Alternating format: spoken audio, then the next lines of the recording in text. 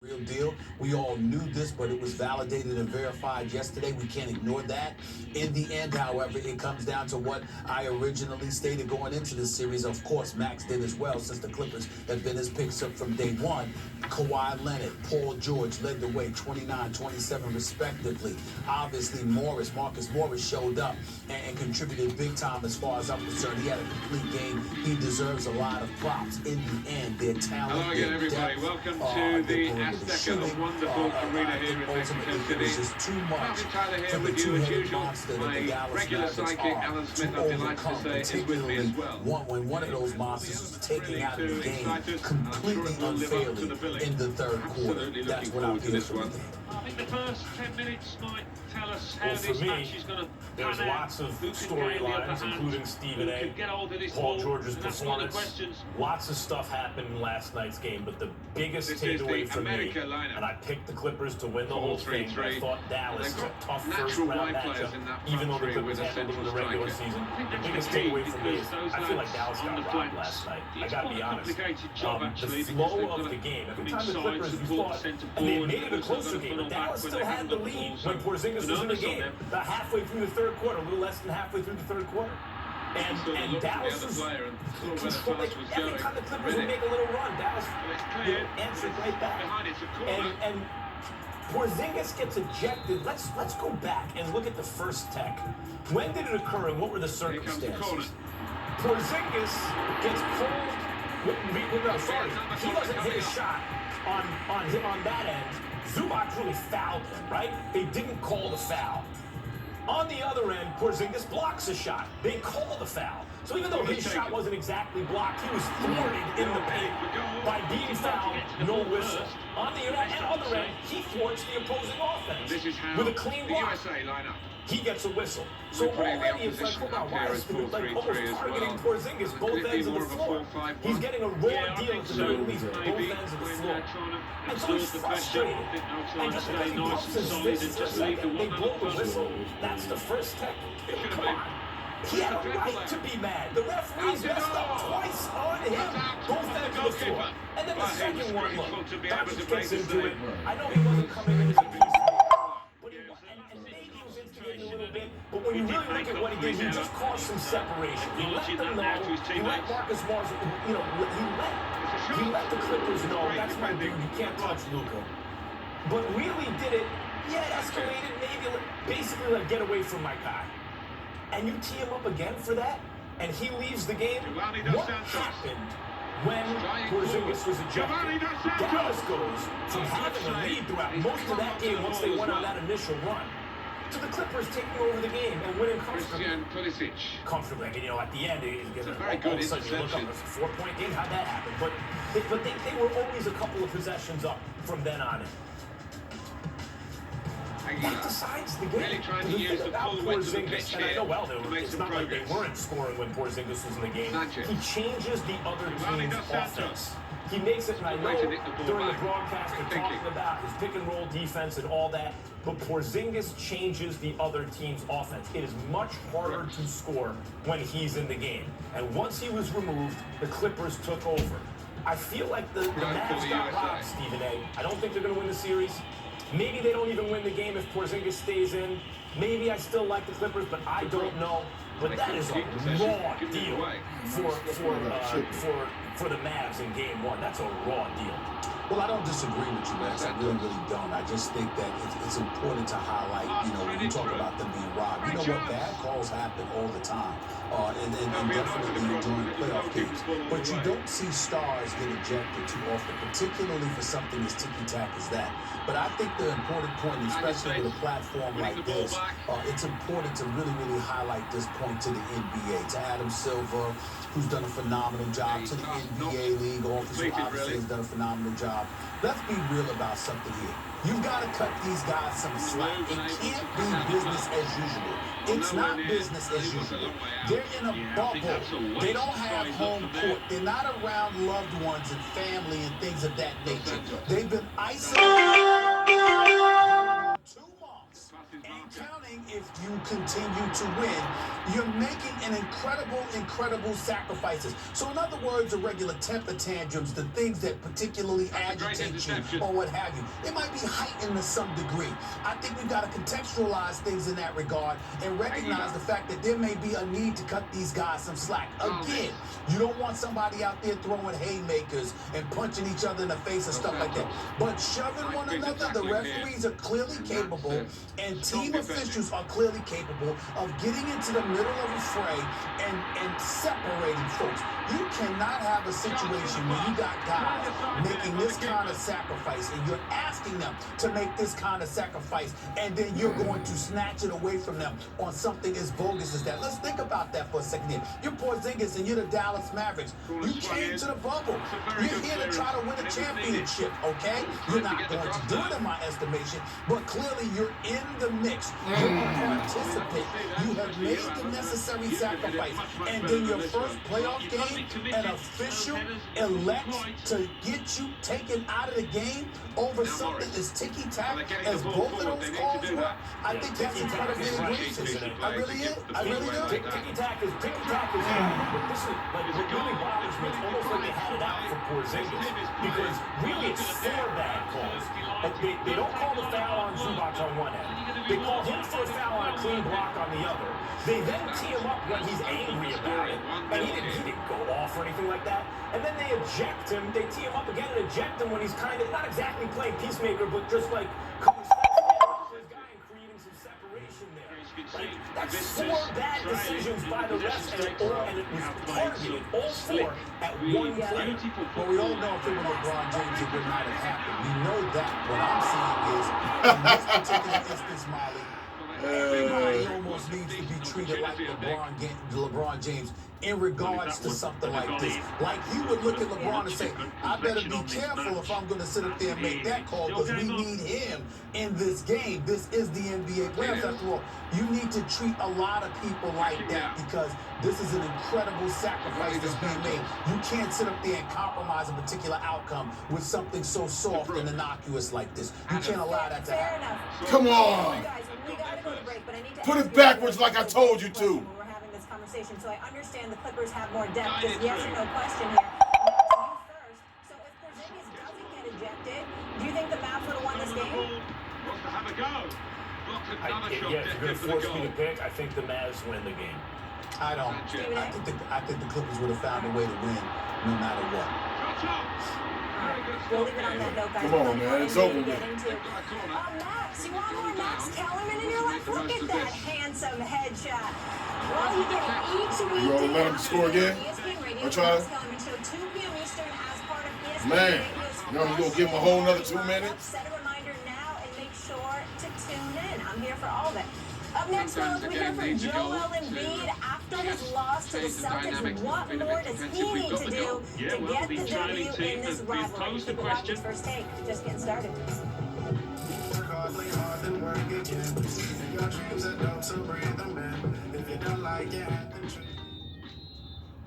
What is that? Here we go, the referees. It's just that it's... Yes, it is. Old Spice, it's for me. Yeah, it's funny.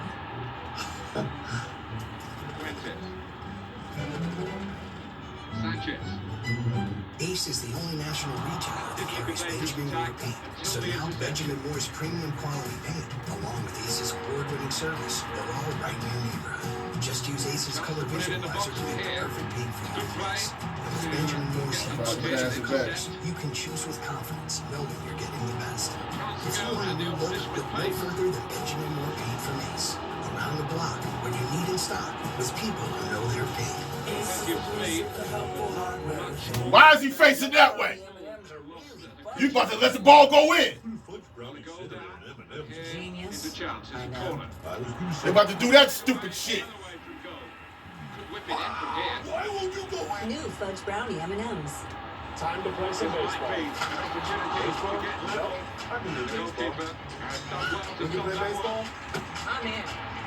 We can play anything.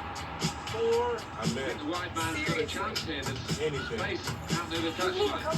Sign me up, dude. To go in from here. Well, they kept up the pressure, didn't they? It's finally been stopped now. Giovanni Dos Santos. Guided through. Here for the job.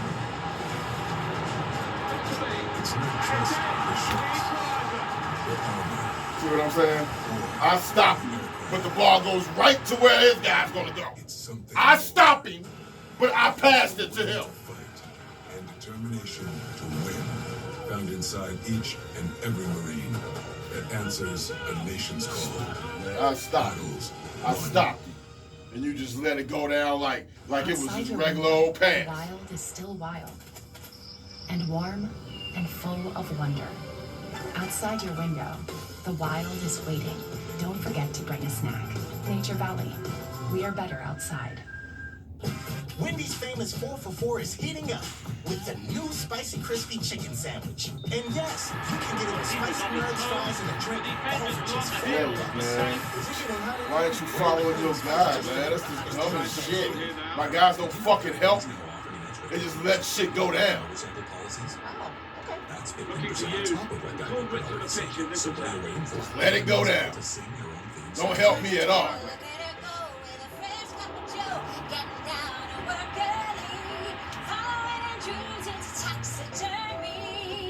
It's toxic. Gina. Promising forward play from them again. For 15% when you switch back to A chance to go into the lead now. America, we want to help get you back to it. And here's how. With the Ford Promise. Visit your Ford dealer. Finance a new, certified pre-owned... God damn it! And if you lose your job, you can return it for up to 1 year from the day you bought it. You can also get 0% APR financing for 72 months across the Ford lineup. Let us help get you back to it. During the Ford Fucking pass on point. 0% APR financing for 72 I months. already got that. You fucking overran it. Ford dealer today. After 225 years, you think we'd look to our past? Raised flag Nope. from the assistant. We're looking to our future, He's gone perfectly there, but where we're innovating every day. God damn, man. God damn it, man. Just give him the fucking game. Shit.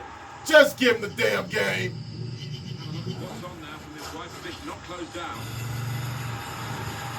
They could get the ball back here and they You're have up done. at Bass Pro Shops and Cabela's during the Fall Hunting Classic. Your adventure starts here. Stop. See what I'm saying? You don't pursue him or nothing. Has an easy choice. The largest 5G network, award-winning customer satisfaction, insanely great value. Choose any. Run to the space, Right Josie. when you are. Damn. You running right fucking next to it. Run to the space. Backing now.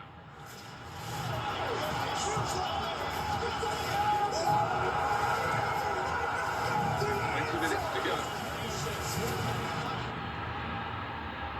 He's got a chance now to get forward First in the wide Take area. is brought to you by Geico.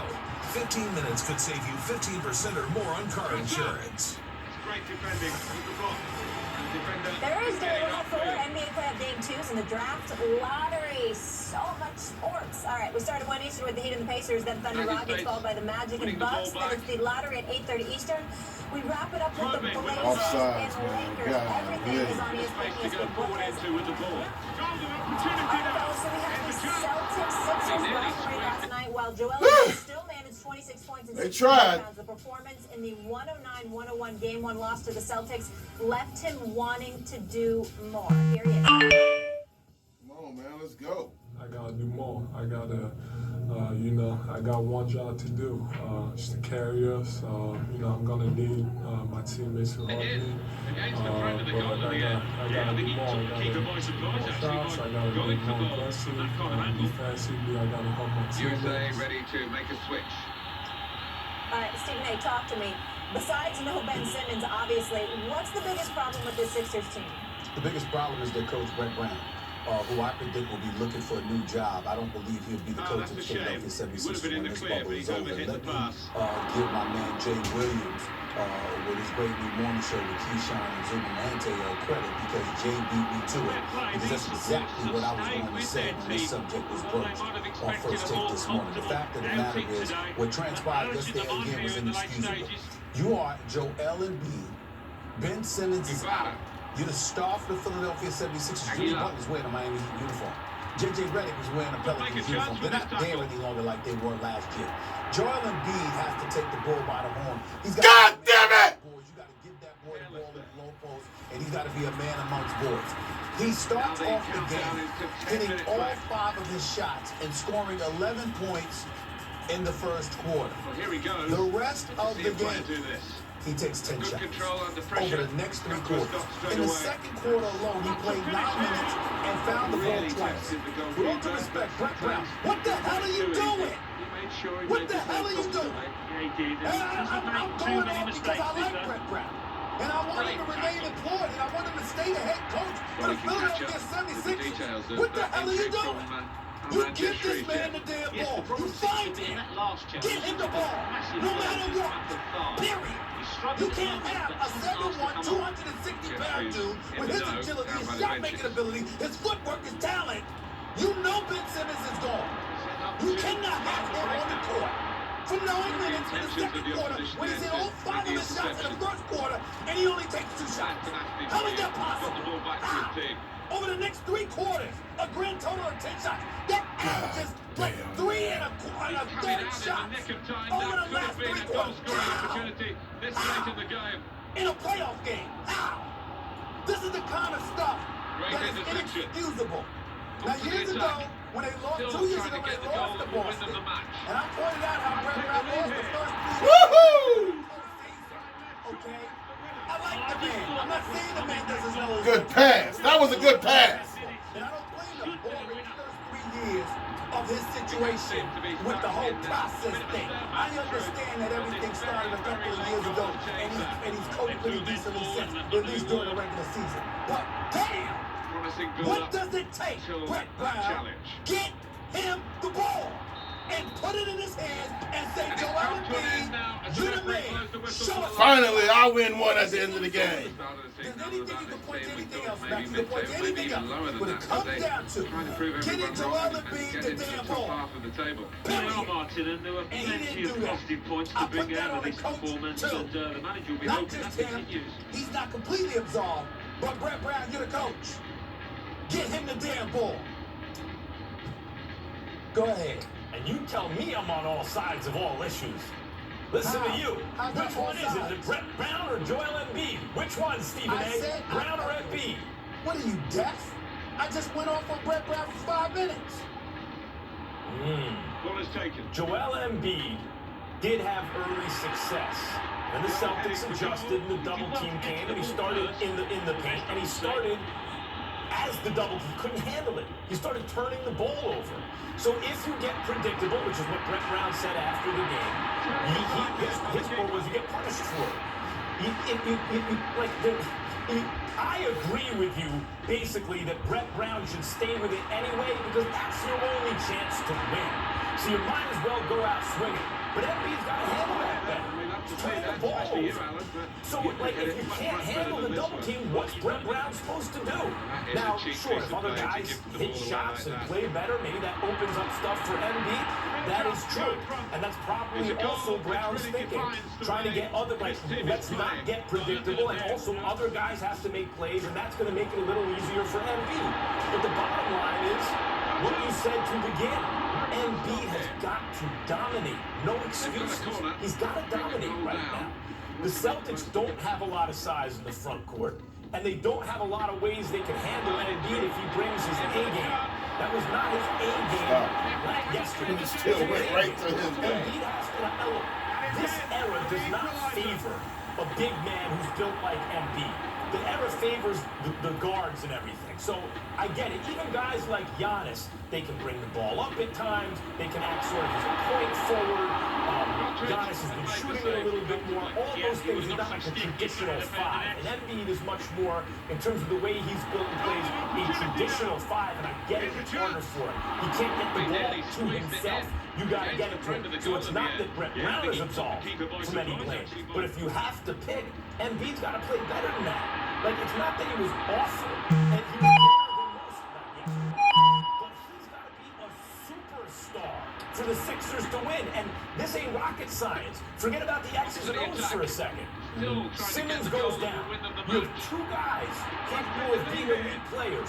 One of them goes down. That means the other one, if you're playing an Eastern Conference powerhouse, even in the East, especially when they're undersized, got to be the best version of himself. Embiid was not.